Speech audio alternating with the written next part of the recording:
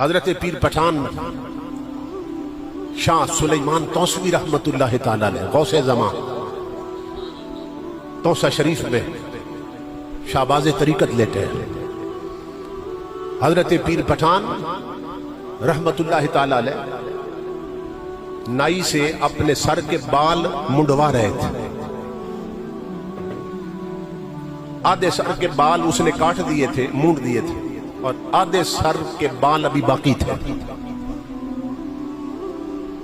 آپ نے محسوس کیا کہ جو بال کاٹ رہا ہے نا نائی, جس کو حلاق کہتے ہیں عربی زبان میں, ہمارے حجام بھی کہہ دیتے ہیں, تو وہ نائی جو ہے وہ بال بھی کاٹ رہا ہے اور رو بھی رہا ہے. آپ نے محسوس کیا کہ وہ رو بھی رہا ہے. جب پلٹ کے دیکھا نا اس کی آنکھوں سے آنسو گر رہے تھے. آپ نے فرمایا تجھے کیا ہوا, کیوں رو رہا ہے؟ وہ کہنے لگا جی میں اپنے بختوں پہ رو رہا ہوں.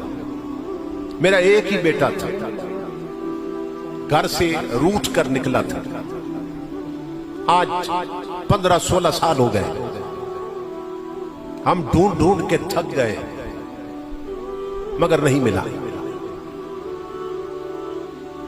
16 سال پہلے بیٹا گم ہوا تھا, گھر سے ناراض ہو کے نکلا, ہم ڈھونڈ ڈھونڈ کے تھک گئے, نہیں ملا. ہمارے گھر کا چراغ بجھ گیا ہے. ماں رو رو کے آنکھیں ضائع کر رہی ہے, تو میں رو رہا ہوں اپنے مقدر پر. کس بات پر رو رہا ہوں کہ یا تو میرا پیر کامل نہیں ہے. دکھی تھا نا, بات نکلی اندر کی. کہنے لگا آپ نے دن کو بلایا, رات کو بلایا, میں دوڑتا آیا خدمت میں. نہ آندھی دیکھی, نہ جکڑ دیکھا, نہ طوفان دیکھا, زندگی آپ کی خدمت میں گزارتی. اب سوچ رہا ہوں یا میرا پیر کامل نہیں ہے اور یا پھر میری خدمت قبول نہیں ہوئی, کہ مجھ پر نظر کرم نہیں ہو رہی, کہ بیٹا گم گیا اور نہیں ملا, یا پیر کامل نہیں, یا میری خدمت قبول نہیں.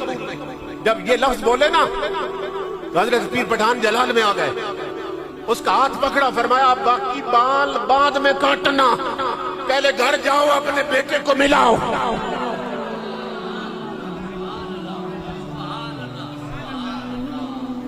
فرمایا بیٹا گھر پہنچ چکا ہے, جاؤ بیٹے کو ملاؤ, باقی بال بعد میں کاٹ لینا.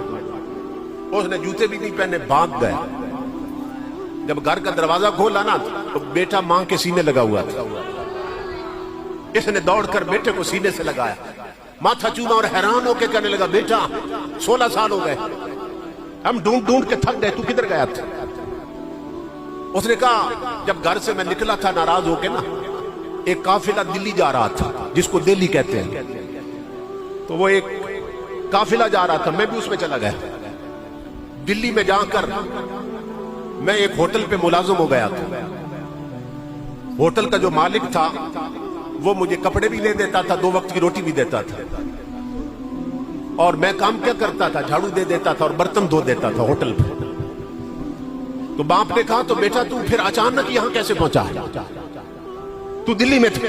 اس نے کہا ابا یہ چند منٹ پہلے کی بات تھی, میں دلی کے ہوٹل کے کمرے میں برتن دھو رہا تھا کہ کسی نے میرے کاندھے پہ ہاتھ رکھا.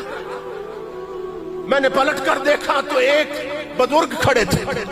وہ فرمانے لگے تیرے ماں باپ رو رہے ہیں, تو یہاں بیٹھا ہے, چل میں تجھے لینے آیا. میں نے خوف سے آنکھیں بند کی, جب آنکھیں کھلی تو سامنے دلی نہیں تھا, ماں سامنے بیٹھی تھی.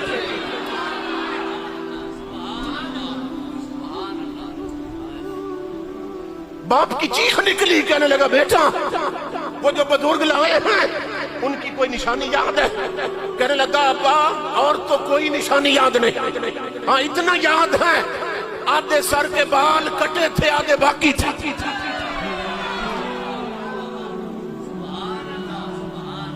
آدھے سر کے بال منڈے تھے, آدھے باقی تھے. وہ پکڑ کر بیٹے کو ساتھ لایا حضرت پیر پٹھان کی بارگاہ. باپ بیٹا دوڑتے آئے, جب بچہ سامنے ہوا نا، بچے کی چیخ نکل گئی، کہنے لگا ابا اللہ کی عزت کی قسم، یہی بابا جی تو مجھے دلی سے لے کے آئے ہیں۔